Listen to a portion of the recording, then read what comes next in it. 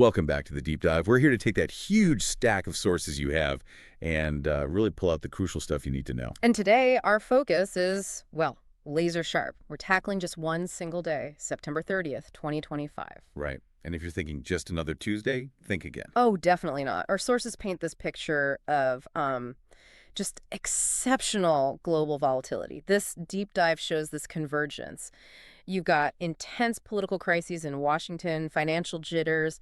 Then you layer on these explosive geopolitical flashpoints overseas. And that's not all. No, all of that is happening against this backdrop of, frankly, seismic technological leaps forward and some really intense, widespread natural disasters happening simultaneously. It really felt like a stress test of the modern world all crammed into 24 hours. Yeah. We had the government shutdown, gold hitting record highs, a real challenge to U.S. military norms, massive AI deals. Multiple deadly earthquakes, a fusion power breakthrough. I mean, the list goes on. It's almost too much to process, which is exactly why we're here. Okay, let's unpack this, starting right here in the U.S., because September 30th ended, well, yet again, in legislative disaster. It did. Right at midnight, federal appropriations officially expired. The deadline hit. Yep.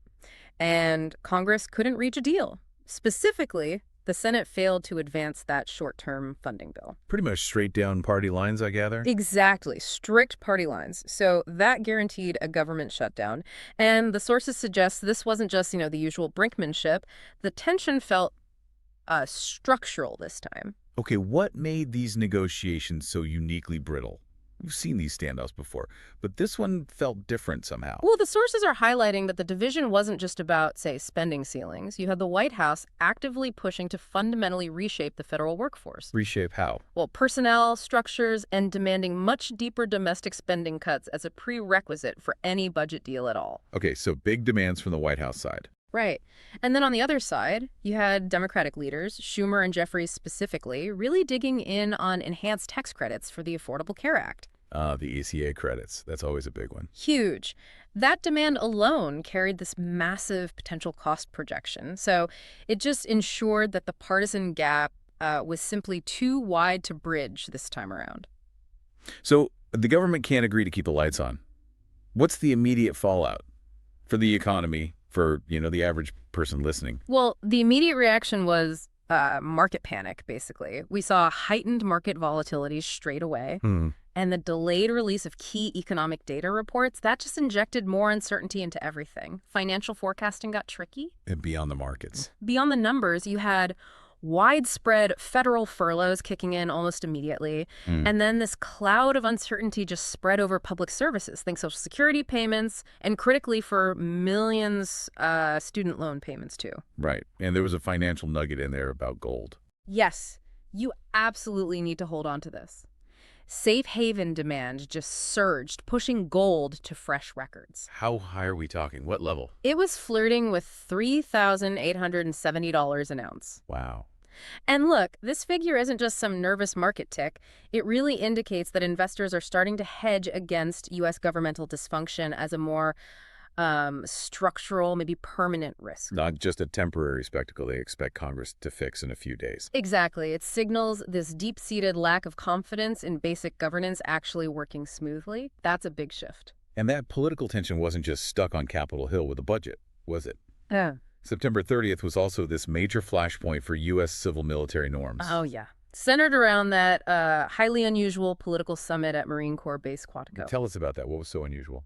Well, what's truly fascinating here is just the sheer political nature of this gathering. You had President Trump and the Defense Secretary Hegseth addressing hundreds of high-ranking generals and admirals. And Hegseth, specifically, the sources say, he railed against what he called woke policies. And then he outlined a series of stricter new standards for the military. Stricter how? Things like revised fitness protocols, new grooming rules, and really emphasizing a much more hands-on traditional drill instructor approach. Kind of a back-to-basics push, but with a strong political undertone. And the sources also noted President Trump suggested something even more provocative, using urban areas for training. Yes, that was reported. The idea of using urban areas as training grounds. What was the reaction to that? Well, inside the room, the reaction from the military brass was reportedly restrained. Protocol demands it. But outside, the criticism was immediate and sharp.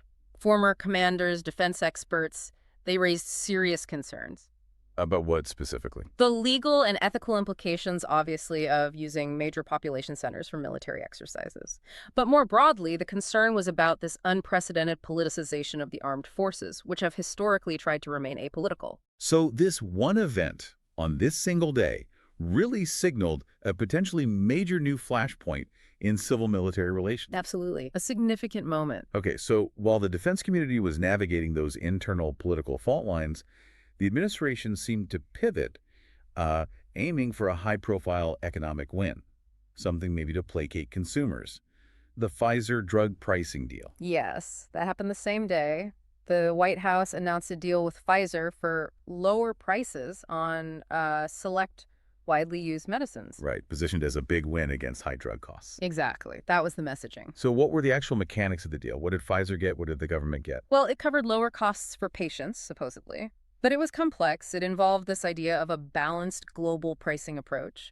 And significantly, the U.S. agreed to halt any new Section 232 tariffs. Those are the national security tariffs, right? Correct. Halt those on Pfizer for 3 years. And the whole deal was also tied into the launch of this new federal price matching system, the Trump RX platform. Okay, so the White House calls it a massive win for consumers.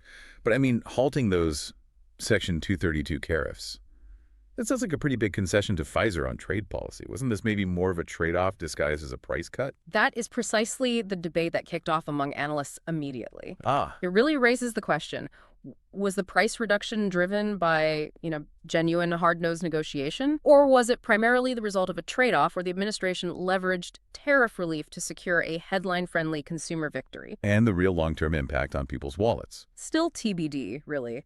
It depends entirely on the scope of the drugs included and how long those price cuts actually last. Okay, let's pivot globally now, moving from all that domestic policy turmoil to international security geopolitical shifts, starting inevitably with the Middle East. Yeah, the focus remains fiercely on Gaza. On September 30th, reports surfaced that U.S. and Israeli officials were signaling a strong push, framing a reported 72-hour ultimatum. An ultimatum for what? For a ceasefire and a hostage release framework, it suggested a pretty solid alignment at that moment between President Trump and Prime Minister Netanyahu on the path forward. Okay, so a unified push. But Hamas reportedly said it would review the proposal, yet the fighting continued. Yeah. If both sides are signaling some willingness, what are the specific points that keep making a long-term hold so incredibly difficult? Well, it really comes down to the same three severe sticking points that have plagued pretty much every negotiation attempt. First, the security arrangements for post-war Gaza. Who controls the borders? Who oversees reconstruction? Huge questions. Right. Second, the scale and the composition of prisoner swaps. That remains a massive hurdle, always contentious. And third, arguably the most critical and complex, is the whole question of long-term governance for the Strip. Who runs Gaza after the fighting stops? And without solid commitments on those three. Exactly. Without substantive agreements on those issues, any temporary pause, like a 72-hour ceasefire, is viewed by all parties as just inherently fragile, likely to break down. Got it. Okay, moving north geographically, we still see continued kinetic conflict in Ukraine. Absolutely. A Russian drone attack hit Dnipro, killing at least 2 civilians on that specific day, September 30th. A tragic reminder of the ongoing war. And alongside that immediate tragedy, there's this constant background anxiety. Yes. The UN nuclear watchdog, the IAEA, again raised deep concerns regarding staffing levels and safety issues at the Russian-occupied Zaporizhia nuclear power plant. Because the ongoing shelling nearby means the safety protocols, the personnel stability, everything is constantly undermined. It's a persistent risk. Precisely. That persistent risk of a nuclear incident, due to accidental war damage, it just adds this pervasive layer of geopolitical pressure. It's like a continuous low-grade nuclear threat just hovering over Europe, and it was highlighted again on that day. Meanwhile, on the broader international governance front, the UN seemed to have its hands full elsewhere too. They certainly did. In Haiti, the Security Council approved a U.S.-backed resolution, and this was significant.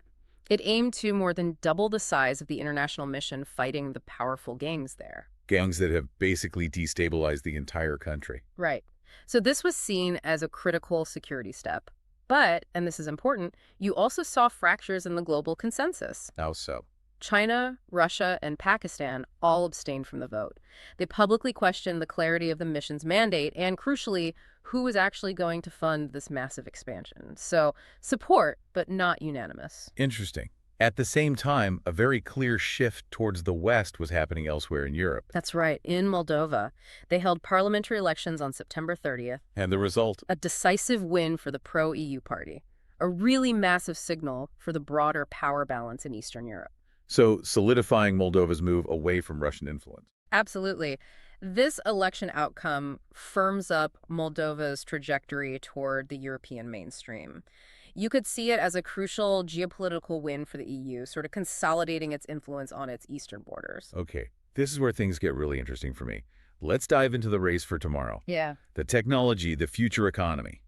Stuff that was accelerating at lightning speed even while politicians were, well, deadlocked. Yeah, it's quite the contrast. We have to start with the sheer scale of this AI infrastructure arms race. It's just mind-boggling. The investment scale is staggering. Truly unprecedented. We saw Meta, heavily reliant on training its Llama family of AI models. Right. They locked in a multi-year agreement with a company called CoreWeave, the price tag, roughly $14 billion. $14 billion. Just essentially rent computing power. Just for AI compute capacity. Yeah. To put that number in perspective, I mean, that's basically the annual GDP of a small country being spent just to power chatbots and future AI models. What does that kind of massive capital expenditure signal for the rest of the tech industry? Well, it really underscores the incredible intensity of this infrastructure arms race. This kind of spending is fueling fierce competition, and that impacts availability and pricing for compute power across the entire tech ecosystem. Makes it harder for smaller players to keep up, I imagine. Definitely. It raises the barrier to entry significantly. And the speed of AI development driven by this kind of spending was actually demonstrated vividly that very same day by OpenAI. The moment Sora launched as a standalone app. Precisely. OpenAI released Sora, its revolutionary text-to-video tool, as its own application. That immediately pushed mainstream generative video creation much further ahead than many people expected, frankly. And triggered immediate attention, right? Oh, really? Especially in creative industries. Oh, absolutely. Tension that goes way beyond just, oh, here's a new tool. How so? Well, while many creators see, new efficiencies, new possibilities, you have rights holders, studios, actors. They're deeply worried about deepfakes, intellectual property rights being violated, and potentially mass job displacement. And that fear wasn't just abstract, was it? There was specific news that day. Yeah, that fear was demonstrably fueled by the news also on September 30th that a purely digital AI actress, basically a synthetic performer, is actively being considered for representation by major Hollywood talent agencies. Wow. So that takes the job displacement conversation from theoretical straight into, well, potentially immediate reality for some. Exactly. Real-time disruption. But AI wasn't just disrupting Hollywood that day. It was also being applied to tackle, arguably, the holy grail of clean energy, fusion power. That's right. A really fascinating development out of Princeton. They announced a significant breakthrough with a new AI tool they developed called Diag2Diag. Diag2Diag, what does it do? It demonstrated its capacity to successfully generate synthetic diagnostic data for fusion experiments. This is crucial because improving plasma modeling, understanding, and predicting the behavior of the superheated gas inside fusion reactors is one of the biggest scientific hurdles we face in achieving net positive fusion power. So AI is helping solve some of the really hard measurement and modeling problems. Exactly. Problems that were previously slowing down the physical engineering timeline. AI is accelerating the path, potentially, to practical fusion. Incredible. While some scientists are chasing new energy sources, others were still hunting for the stuff that supposedly makes up most of the universe. Dark matter, yes. Also, on September 30th, the LUX-ZPLUN detector collaboration, that's LZC, announced they had set unprecedented new limits on the properties of WIMPs. WIMPs being? Weakly interacting massive particles, one of the leading candidates for dark matter. Now, this doesn't mean they found dark matter. Right. But it's a crucial step forward because it helps eliminate possibilities. It significantly narrows the search parameters for scientists, refining where and how they look for this elusive stuff. A big step in particle physics. Okay, now let's connect that incredible technological acceleration back to the nuts and bolts of global economics. We saw China signaling a pretty massive strategic pivot on September 30th. We did. Two key indicators came out. First, the official manufacturing PMI, that's the Purchasing Managers Index, posted its sixth straight month below the 50 mark. Which means contraction, right? Correct. It signals a continuous contraction in their domestic factory sector, a real slowdown internally. And faced with that internal slowdown. New data emerged showing that Chinese automakers, for the first time ever, actually invested more capital overseas than they did domestically within China. First time ever, wow. Yeah. It signals a really definitive national strategy shift. They're looking to push their growth, their manufacturing capacity abroad much more aggressively now. Interesting. Meanwhile, oil markets were reacting to shifts in global supply dynamics. Yes. OPEC Plus Sol, the group of major oil producers, signaled they were planning another output hike. At least 137,000 barrels per day scheduled for November. And the market reaction. Crude prices slipped immediately, mostly on worries about potential oversupply heading into the end of the year, which, could potentially dampen consumer energy costs globally, at least temporarily. Okay. And finally, in this economic bucket, another sign of rising industrial policy ambition, this time back in the U.S. A very notable escalation, actually. The U.S. government agreed to take a specific equity stake in a company called Lithium Americas. Taking a stake, like buying shares. Exactly. An effort specifically designed to secure domestic supplies of lithium, which is obviously critical for electric vehicle batteries. So this is the government getting directly involved in securing supply chains. Yes. It's an official, tangible move, part of this broader government industrial policy push to reduce reliance on overseas supply chains, particularly for these critical minerals often sourced from geopolitical rivals. It's just incredible how much volatility was packed into U.S. politics, global finance, technology, but we absolutely cannot ignore the volatility of the planet itself on that day. It was intense. No, you really can't. Natural forces were devastatingly active on September 30th. In the Philippines, a powerful 6.9 magnitude earthquake struck near Bogos City, Cebu. 6.9, that's significant. Very. It rocked the region, caused dozens of fatalities, unfortunately, severed critical roads, and the rescue work was complicated by persistent strong aftershocks. Just a terrible situation. And elsewhere in Asia, another tragedy struck, reigniting debates about building safety. Yes, in Indonesia. A school building collapsed, trapping dozens of students inside. Reports indicated at least 3 fatalities resulted from that collapse. Oh, that's awful. It is, and it immediately raised those urgent, painful questions about whether building codes and infrastructure regulations are actually being properly enforced across the region. A recurring issue, sadly. And on top of earthquakes and collapses, we also saw widespread flooding across the globe, seemingly climate change driven. It certainly had that feel. Typhoon Beloy absolutely inundated northern Vietnam. Hanoi itself was flooded after getting over 300 millimeters of rain. That's nearly a foot. Wow. And that caused major regional knock-on effects too, including widespread flooding in neighboring Cambodia. A huge amount of water. And even places you might not immediately associate with massive floods weren't spared. Right. Flash floods battered Ibiza, the island, and parts of northern Spain, disrupting travel and local infrastructure quite badly. And back in the U.S., more storms. Yes. The North Carolina coast, particularly the Outer Banks, took a major beating from 2 storm systems hitting close together. Hurricanes Imelda and Humberto.